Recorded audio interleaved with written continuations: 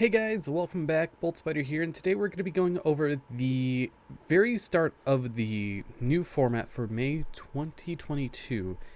And so far this format has been interesting. A lot of decks that are coming back into the game and more decks reaching to the top of the top. So let's get right into it and let's see what there is for Yu-Gi-Oh! Omega. As always, I really like to show the top of the top from the last format, and from the last format, it really was more of a control-heavy style, which is Flundries, Sword Soul, and Despia. But now we're heading into this new format where really a lot of these decks that have been lower got more consistency through things like Pot of Desires coming off the list, or even other cards as well. Now, when we get into the new top 30 or the new top decks from Omega, we can see there is a huge meta shift. Despia being right on top next to Sword Soul and Flundries, those are still the top three, but the newer decks that there's Eldritch being pure and Dogmatica, there's Hero, Sky Striker, Virtual World, Drytron, Agents, which is actually a very big surprise, DDDs, Tri-Brigade, Lyralist, they have 2 Pot of Desires now, which is very great. We have Evil Twin, Live Twin, Salamangreat now have 3 Mirage Stalio and 3 Circle, and finally at Ignister, rounding up the top decks for Omega. Now, these decks as a whole, this pretty much sums up the current format. Sure, Flundries may not be up there if we look at events, but today is the day with 4 nationals, so we're gonna have to see on that and many regionals as well. But overall, this meta definitely seems more of a mid-range format, I would say, because you have the top 2 decks being mid-range, then you have the other 2 decks in the top 4 being control. But I want to know you guys' opinions on this, as this is a huge meta shift and huge change for the format, which is what was needed, but yet I still see a lot of these decks still Scythe locking. I saw a variant of Despia running Artifact Sanctum with Scythe and using Brandon and Red to fusion away the Artifact Scythe so they can go into something like Guardian Chimera after the board's been established. But anyway, let's head on to the extra deck monsters, because I think that's going to be very different from what it used to be. With the last format ending and banning 3 extra deck monsters, Auroradon, Verte, and Meow Meow Mew, as we could see, the top 3 decks here, or the top cards in this pie chart, were things like Verte Anaconda and Halka Fibrax. But with Verte gone, that means a lot of these utility cards don't really need to be played anymore, because people can go to different type of styles. Now, back in the last format, we could see Verte, Access Code, Zeus, and Phoenix Enforcer being the top 4, with Nightmare Unicorn being in the top 5. But ever since the ban list, things actually changed, as we could see going on to the new format. People don't have to run Verte to do stuff as a backup play, because now, as we could see in the pie chart for the new format, it is 70% Albaz. We have Mirror Jade, Divine Arsenal, AA Zeus, Albion, Access Code Talker, Lubellion, Predaplant Verte, Dragostapalia, Baron de Fleur, Masquerade the Blazing Dragon, Guardian Chimera, and Titaniclad the Ash Dragon. This is 7 of 10 extra deck monsters on Omega being played right now is just all for Despia, and Despia being a big threat. Now we have Access Code Talker for your Link decks, you have Zeus for things like your Tri-Brigade and your Flundries, then you also have Baron for your Sword Soul. So with Despia taking over the extra deck pie chart, honestly, all of these could be just jumbled into one to show how much of a powerhouse Despia actually is under the right circumstances. But this one shocked me the most, to see how much less variety there is from last format, but last format was a little toxic because of all the cards that were being ran.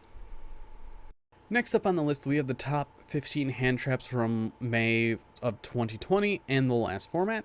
The last format, we saw cards like Ash Blossom, Call by the Grave, Imperm, Feather Duster, Nibiru, and Artifact Delancia all being in the top 6. And this is very solid of it then you also have utility cards like Cosmic Cyclone, Ghost Ogre, and Snow Rabbit, Drone Lockbird, Evenly Matched, and Effect Failure all being in the lower ends. But with the new format, comes with a lot of new changes to staples, and staples is the key part of the whole entire game because it allows you to get through what your opponent has. And now for the new format, we see Call by the Grave and Ash Blossom swaps places. Feather Duster and Imperm are in the same places. Dimension Barrier is more of a key piece now. I'm surprised to not see Anti-Spell in the top 15 because I feel like it's a better option against decks like Despia. And then we also have Twin Twisters, Cosmic Cyclone, and Nibiru the Primal Being taking the next 3 slots. Red Reboot, Evenly Matched, Drone Lockbird, Ghost Spell, and Haunted Mansion appearing again. We have Super Polymerization, Forbidden Droplet, and Foolish Burial all in the top 15. Now this is a more diverse top 15 as nearly all the pie slices are even, which is very shocking when you look at it. And overall, I really like that all the staples are nearly exactly the same because there's not one good true hand trap or staple card that you really need. A Lich, you need 3 cards. Despia, you need 3 cards. It's more so you need 3 cards this format than anything just to stop what your opponent wants to do. But we don't know how the next format's going to be because the next huge meta shift is going to be in Dimension Force. But let's get into the overall of the format, as this one is very, very big. Now finally, we go into the win-losses and type of decks that are being played. Now, as we can see last format, it was almost a 50-50 split for the win-loss rate, which is very normal for a lot of these decks.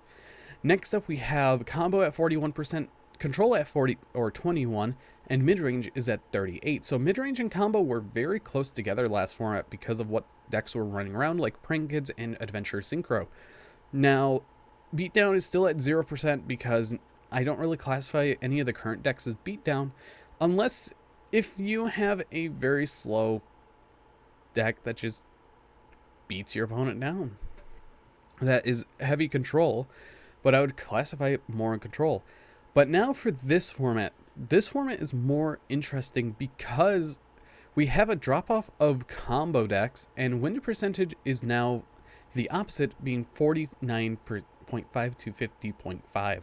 Combo and control have almost exactly got into the same area, being 27%, just a little bit more or less, but I rounded up and rounded down. Then we have mid-range at 46%. This is decks like your Sword Soul and just Despia in general.